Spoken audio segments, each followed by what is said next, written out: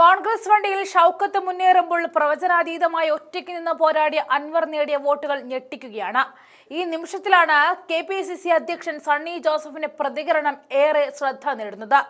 അൻവർ ഒറ്റയ്ക്ക് വോട്ട് പിടിച്ച സ്ഥിതിക്ക് അൻവറെ മാറ്റി നിർത്തേണ്ടതില്ല എന്ന് പറയുകയാണ്. കൂടാതെ ഭരണവിരുദ്ധ വികാരം അതിശക്തമാണെന്നും അൻവർ ശക്തമായ ഫാക്ടറാണെന്നും പറയുകയാണ് അദ്ദേഹം.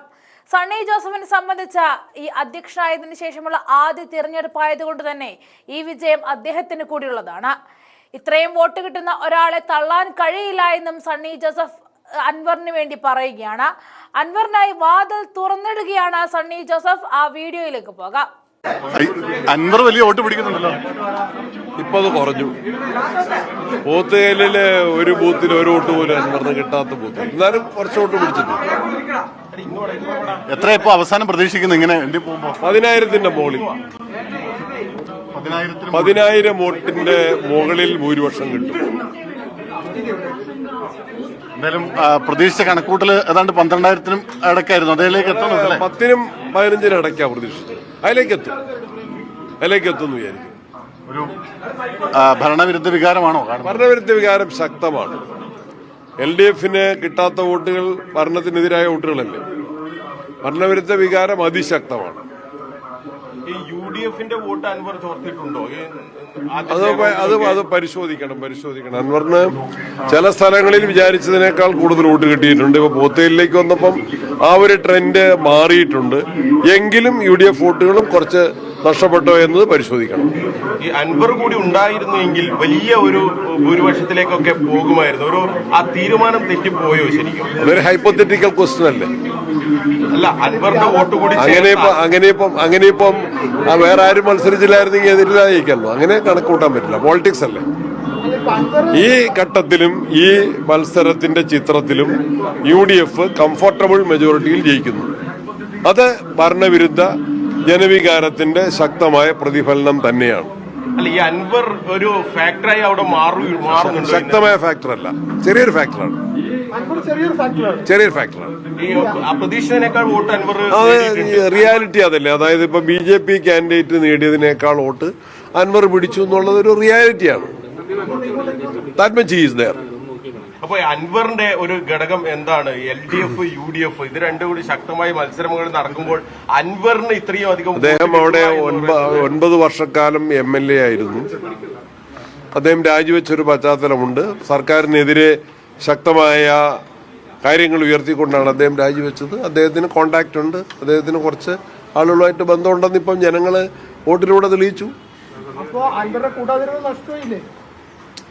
അങ്ങനെയല്ലല്ലോ, കൂടാതിരുന്നല്ലേ.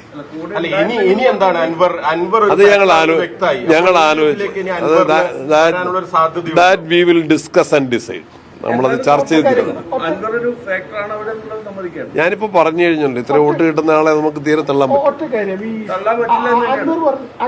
തള്ളുവോ കൊള്ളുവോ എന്നോ ആലോചിച്ച് ചെയ്യും.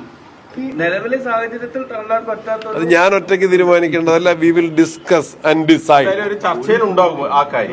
ചർച്ച ചെയ്യും. രാഷ്ട്രീയല്ലേ, ചർച്ച ചെയ്യാതിരിക്കുന്നതിന് എന്താ? അത് തുറക്കാമല്ലോ വാതില്. വാതിലിന് എന്തിനാ താക്കോലെന്തിനാ? ഈ വാതില് പണിയുന്ന ഒരു താക്കോല് വെക്കുന്ന എന്തിനാ? വേണമെങ്കിൽ അടയ്ക്കാം, അത് വേണമെങ്കിൽ തുറക്കാം. ഒരു തെറ്റും പറ്റിയിട്ടില്ല. ഒറ്റ കാര്യം, ആര്യാടെ ഷൗക്കത്തിന് പകരം VS ജോയ് വേണമെന്നാണ് അൻവർ പറഞ്ഞിരുന്നത്. ഈ സ്ഥിതി മാറുമായിരുന്നു. സണ്ണി ജോസഫിന്റെ പേര് പറയാത്ത നന്നായി.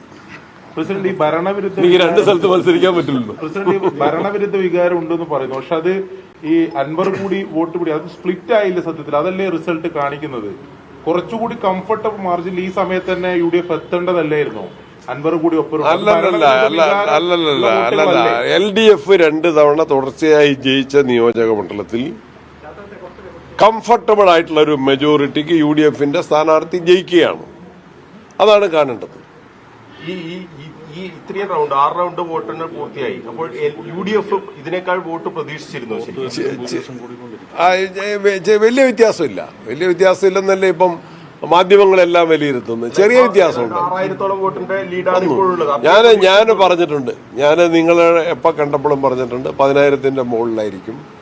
കുറച്ചും കൂടെ നമ്മൾ പറഞ്ഞിട്ടുണ്ട് ഇൻ ബിറ്റ്വീൻ 10,000 and 15,000. ഇപ്പോൾ നിലമ്പൂർ മുനിസിപ്പാലിറ്റി ഒക്കെ എണ്ണാൻ പോവുകയാണ്. അവിടെയൊക്കെ അവിടെ മാർട്ടിൻ ജോർജിനായിരുന്നു അവിടെ ചാർജ് ഉണ്ടായിരുന്നു.